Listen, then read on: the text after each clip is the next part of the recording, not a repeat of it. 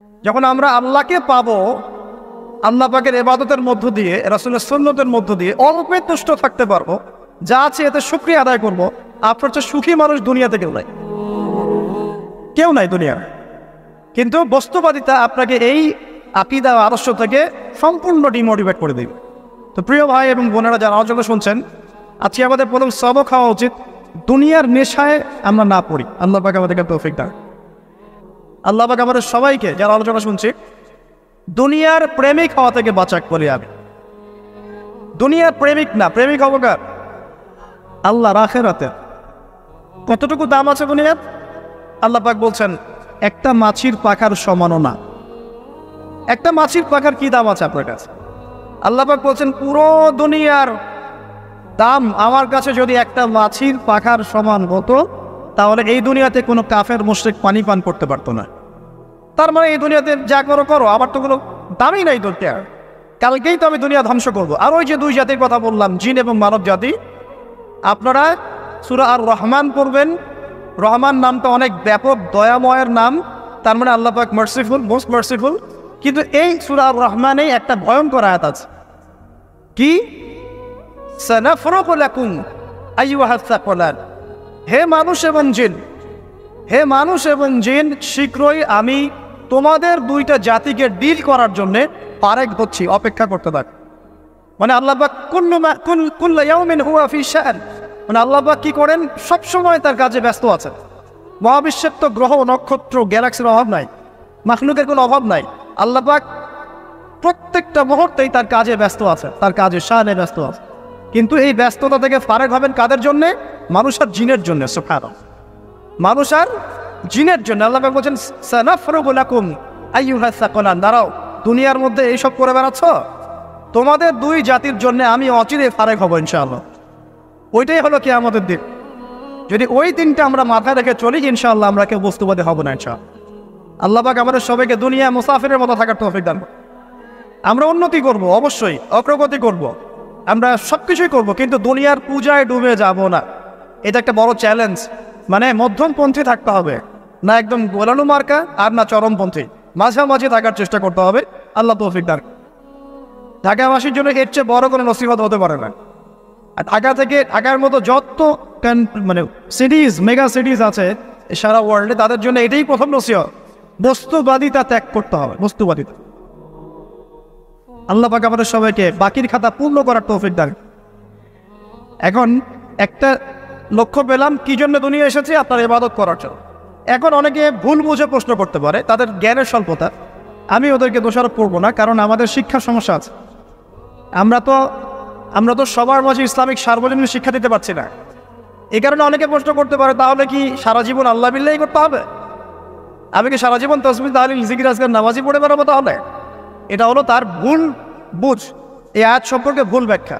সঠিক ব্যাখ্যাটা কি? সঠিক ব্যাখ্যা হচ্ছে সূরা হাশরের 7 নম্বর আয়াত। কত নম্বর? সূরা হাশর 7 নম্বর আয়াত। আল্লাহ পাক বলছেন ওয়ামা আতাকুমুর রাসূলু ফাখুযুহু। রাসূলুল্লাহ সাল্লাল্লাহু আলাইহি ওয়াসাল্লাম তোমাদেরকে যা যা দিয়েছেন সব নিয়ে নাও।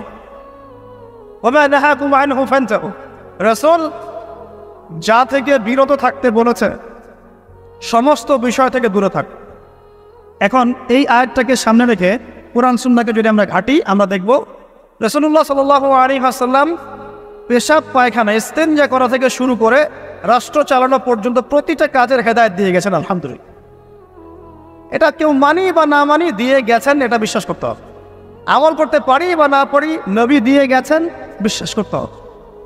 দলিল চাচ্ছেন, আপনি সহিহ বুখারী খোলেন, মুসলিম খোলেন, তিরমিজি, নাসাই, আবু দাউদ, এগুলো খোলেন, দেখবেন আপনি ইস্তেনজা করবেন কিভাবে, বসবেন কিভাবে, ঢোকার সময় কোন পা দিয়ে ঢুকবেন, বের হওয়ার সময় কোন পা দিয়ে বের হবেন, ইস্তেনজা করার সময় কথা বলতে পারবেন কি না, কতটুকু বলতে পারবেন, গোসল কেমন করে করবেন, ওযু কিভাবে করবেন, আপনি আগে কি পা থেকে শুরু করবেন নাকি হাত থেকে শুরু করবেন, কিভাবে নামাজ পড়বেন, আগে গিয়ে গিয়ে সেজদা করবেন নাকি ইকামত হবে, আজান হবে, আল্লাহু আকবার তাকবীর দিবেন, কিভাবে নামাজ শেষে বের হয়ে আপনি ব্যবসায় চলে যাবেন, কিভাবে আপনি ব্যবসা করবেন, কিভাবে চাকরি বাকরি করবেন, সমাজের মানুষের সাথে মেলামেশা করবেন, মানুষকে দিনের দাওয়াত দিবেন, ইভেন কিভাবে আপনাকে যদি আল্লাহ ক্ষমতা দেন আপনি কিভাবে সোসাইটি মেনটেন করবেন, সমাজ এবং রাষ্ট্র মেনটেন করবেন, প্রতিটা হেদায়েত খুঁটিনাটি কোরআন এবং সুন্নাহ দিয়েছে আমাদেরকে। এই বিশ্বাস আগে রাখতে হবে। এই বিশ্বাস না রাখলে কেউ মুসলিম হতে পারবে না। I am very sorry to say, এই বিশ্বাস না করলে কেউ মুসলিম হতে পারবে না। আগে বিশ্বাস, তারপরে কাজ করতে পারেন কিনা সেটা পরের ইস্যু। এবং আমি বলে দিচ্ছি, এই যুগে আপনি 100% পারবেন না, সিম্পল। এই যুগে আপনি 100% পারবেন না, এটা স্বাভাবিক। কারণ এই পুরো বিশ্বটা তো ইসলামাইজড না। পুরো বিশ্ব কি ইসলামাইজড? বরং পুরো বিশ্বটা কুফরের উপর আছে। কিসের উপর আছে?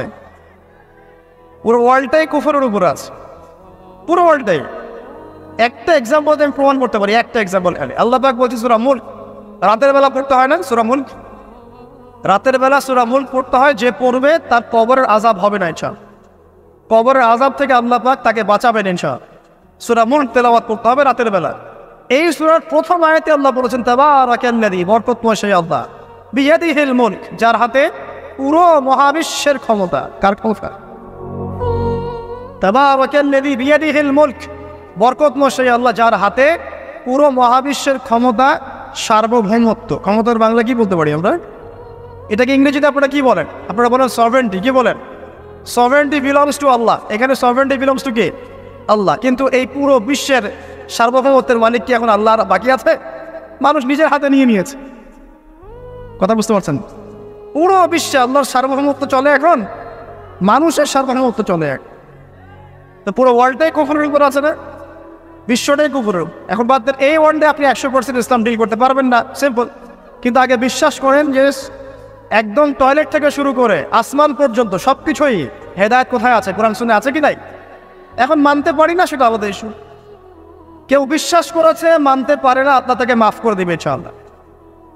বিশ্বাস করেছি, মানতে পারিনি, আল্লাহ মানে বিশ্বাস করেছি, আমল করতে পারি না, এটা আল্লাহ। আমল করতে গিয়েছি, প্রতিবন্ধকতা পেয়েছি, সমাজ এমন ছিল না, বিশ্ব এমন ছিল না, আমি পারি নাই, আল্লাহ মাফ করে দাও, ইনশাআল্লাহ আল্লাহ মাফ করে দেবে ইনশাআল্লাহ। কারণ আল্লাহ পাক বলেছেন, কারো আমল নামায় যদি শিরকের পাপ না থাকে, যে কোনো গুনাহ আল্লাহ যাকে ইচ্ছা মাফ করে দেবে। আমল নামায় এখানে শিরকের পাপ রাখা যাবে না, যে কোনো গুনাহ আল্লাহ যাকে ইচ্ছা মাফ করতে পারে। বুঝাচ্ছি, মনে করেন একজন জেনা করেছেন, আল্লাহ মাফ করো। ওই জেনাকার ব্যক্তি যদি বিনা তওবাতেও মারা যায়, তওবা করে নাই, বিনা তওবাতেও মারা যায়, কাল কিয়ামতের মাঠে আল্লাহ পাক তাকেও মাফ করতে পারেন। আল্লাহু আকবার। কিন্তু একজন ব্যক্তি শিরক করেছে, তওবা না করে মারা গেছে, আল্লাহ তাকে মাফ। এখন শিরকের পাপ ছাড়া যে কোনো পাপ আল্লাহ মাফ করবেন ইনশাআল্লাহ। সো আগে আকীদা পোষণ করি যে হ্যাঁ, কোরআন সুন্নাহয় সবকিছুর সমাধান আছে আলহামদুলিল্লাহ। এখন আমি আমল করতে গিয়ে হয়তো পারছি না। এখন আমার বিশ্বাস চলমান বিশ্বের সাথে সাংঘর্ষিক হচ্ছে, এবং এই বিশ্বাসকে দমিয়ে দেওয়ার জন্যে কি করা হচ্ছে? এই বস্তুবাদিতার মতো আদর্শগুলো আপনার সামনে তোলা হচ্ছে। এখানে উত্তরটা কি? এখানে উত্তরটা হচ্ছে, দেখুন, ইবাদত মানে শুধুমাত্র নামাজ, রোজা, হজ, জাকাত নয়। ইবাদত মানে শুধুমাত্র নামাজ, রোজা, হজ, জাকাত নয়, বরং আমার জীবনের প্রতিটা সেক্টরই ইবাদত বলে কাউন্ট হবে যদি আমি সেই কাজটাকে নবীর সুন্নত অনুযায়ী করতে পারি। আমার কথা কি বুঝতে পারছেন? এই হলো ব্যাখ্যা, ওয়া মা খালাকতুল জিন্না ওয়াল ইনসা ইল্লা লিয়াবুদুন। আমি জিন আর মানুষকে শুধু আমার ইবাদত করার জন্যই সৃষ্টি করেছি। আপনার ইস্তেনজা করাটা ইবাদত। সুবহানাল্লাহ। আমার ইস্তেনজা করা কার প্রয়োজন? আমার না, ইসলামের না আল্লাহ পাকের? নাউজুবিল্লাহ। ইস্তেনজা কার জন্য করি? আমার প্রয়োজন। আমাকে এখন ইস্তেনজা করতে হবে, কষ্ট দিচ্ছে আমাকে। খাবার খাবেন, কার জন্য খাচ্ছেন? আমার জন্য নয় কি? আমার জন্যে। আপনি ব্যবসা করছেন, কার জন্যে? আমার জন্যে, আমার স্ত্রী সন্তান, আমার পরিবারের জন্য। আপনি সমাজ চালাচ্ছেন কার জন্য? আপনার জনগণের জন্য। এখানে স্বার্থ কার? মানুষের না আল্লাহ? আমার স্বার্থে আমি এই সব কাজগুলো করব, নবীর সুন্নাহ অনুযায়ী করব, তাহলে দুনিয়াবী কাজগুলোতেও আল্লাহ পাক নেকি দিয়ে দিবেন ইনশাআল্লাহ। কেমন দুনিয়াবী কাজ? স্ত্রী সহবাস করা, স্ত্রীর সাথে ভালোবাসা, প্রণয় বিনিময় করা। আপনি স্ত্রীর দিকে তাকিয়েছেন, নেকি হয়েছে। স্ত্রীর হাতটা ধরেছেন, নেকি হয়েছে। স্ত্রীকে আদর করেছেন, নেকি হয়েছে। তার মুখের মধ্যে ভাত তুলে দিয়েছেন, নেকি হয়েছে। আপনার ছেলেকে আদর করে কোলে নিয়েছেন, নেকি হয়েছে। মা ছেলেকে দুধ পান করাচ্ছে, নেকি হচ্ছে। আপনি ভাইকে 5টা টাকা দিয়ে সহযোগিতা করলেন, নেকি হচ্ছে। একজন এসে বসতে পারছে না, জায়গা ছেড়ে দিলেন, নেকি হচ্ছে। ইভেন রাস্তায় হাঁটছেন, এক মুসলিম ভাইয়ের সাথে সাক্ষাৎ হলো, সালাম দিলেন, মুচকি হাসি দিলেন, নেকি হয়ে গেল। তাহলে আমরা কিভাবে বলতে পারি যে ইসলাম কি শুধু নামাজ, রোজা, হজ, জাকাতকেই স্বীকৃতি দেয়, এগুলো করতেই দুনিয়াতে আসছি, নাকি সব কাজই ইবাদত? আমার আলোচনা কি পরিণত আছে? আমাদের জীবনের প্রতিটা কাজই ইবাদত, যদি সেটা রাসূল সাল্লাল্লাহু আলাইহি ওয়াসাল্লামের সুন্নাহ মতো করা হয়। তিনটা জিনিস খেয়াল রাখতে হবে। কয়টা জিনিস ভাই? এক, সেই ইবাদত হতে হবে আল্লাহর সন্তুষ্টির জন্য। এই যে আমি স্ত্রীর মুখে ভাত তুলে দিচ্ছি, তার কাছ থেকে কিছু পাওয়ার আশায় নয়, আমি দিচ্ছি আল্লাহর সন্তুষ্টির। আমি যে একজন মুসলিম ভাইকে হাসি মুখে সাক্ষাৎ করলাম, ও আমাকে ভালো বলবে, পরে আমাকে হেল্প করবে, এমন এই জন্য নয়, আল্লাহ পাক সন্তুষ্ট হবেন তাই। আমি নামাজে দাঁড়িয়েছি, লোকে আমাকে ভালো বলবে এই জন্য দাঁড়াই নাই, দাঁড়িয়েছি কেন? যাতে আল্লাহ আমাকে কালকে আমাদের মঠে বাঁচাও। আমি দাড়ি ছেড়ে দিয়েছি কেন? মানুষ আমাকে হুজুর বলবে তাই, এই জন্য না, বরং আল্লাহ রসুলের সুন্নাত জীবিত করেছি, ইনশাআল্লাহ আমি 50 জন শহীদ সাহাবের নেকি পাবো ইনশাআল্লাহ। কেন আমি টাকনু নিচে কাপড় পরছি না? কারণ কি মানুষ আমাকে বলবে নতুন ফ্যাশন? না, আমি এই কারণে পড়ছি যাতে রাসূল সাল্লাল্লাহু আলাইহি ওয়াসাল্লাম কালকে আমাদের মাঠে এই সুন্নাহর উপর আমল করার জন্য আমার পক্ষে সুপারিশ করে। আমার ইবাদত, আমার পর্দা, আমার পরিবার, আমার ব্যবসা, আমার অর্থনীতি, আমার পলিটিক্স সবকিছু আল্লাহর জন্য করব, এই একটা হলো মূলনীতি ইবাদত কবুল হওয়ার। এক। দুই, সেই আমলটা হতে হবে রাসূলের সুন্নাহ মোতাবেক, অন্য কোনো পদ্ধতিতে নয়। মনে করেন আমি একজন খুব বড় বুজুর্গ হয়ে গেছি, নাউজুবিল্লাহ, না আমরা এত বড় বুজুর্গ হয়ে যাই নাই, যে টাইটেলগুলো আপনারা দেন এগুলোর কোনো প্রয়োজনও নাই। এখন একজন বড় বুজুর্গ এসে যদি আপনাকে কোনো ইবাদতের পদ্ধতি শিখিয়ে দেয়, এই পদ্ধতিতে ইবাদত করো, অনেক ভালো হবে, কিন্তু ওই পদ্ধতির সাথে রাসূলের এবং সাহাবীদের পদ্ধতির কোনো মিল নাই। মুখরোচক মনে হলো, দেখতে সুন্দর মনে হলো, এবং অনেক মানুষ তা করছে, এরকম দলিল থাকলেও সেই কাজটা করা যাবে না। কারণ কি? কারণ সেই কাজটা রাসূল সাল্লাল্লাহু আলাইহি ওয়াসাল্লামের সুন্নাহ মাফিক হয়নি। আল্লাহ রাসূল করেন নাই, সাহাবীরা করেন নাই, বাস আমি করবো না। ইমামরাও করেন নাই, পরবর্তী জেনারেশনে কেউই করেন নাই। এখন যত ভালো টাটকা মজা লাগুক, দেখতে সুন্দর লাগুক, বহু মানুষ করছে, এইসব দলিল ইসলাম টিকবে না। আল্লাহ পাক বোঝার তৌফিক দান।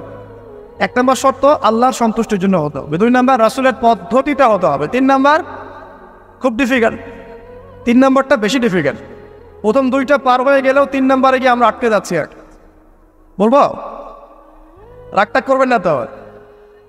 3 নম্বর হচ্ছে রিজিক হালাল হতে হবে। রিজিক হালাল হতে হবে।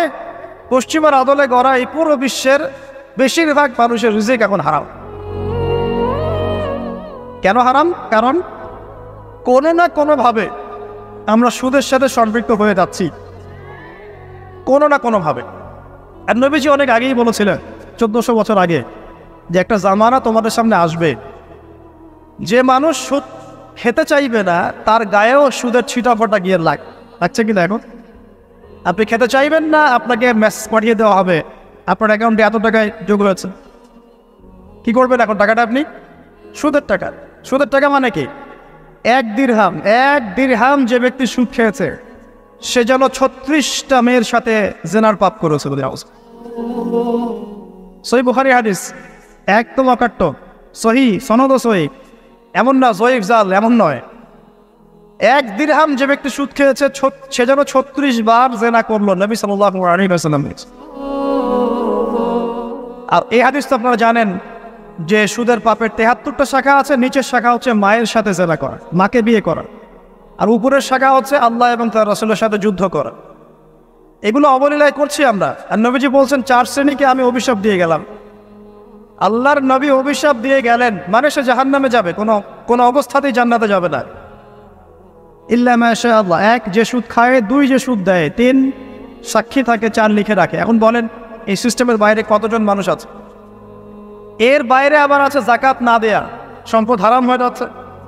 এর উপর আবার আছে ঘুষ, জানাদির অনেক সময় চাকরি বাকরি হয় না।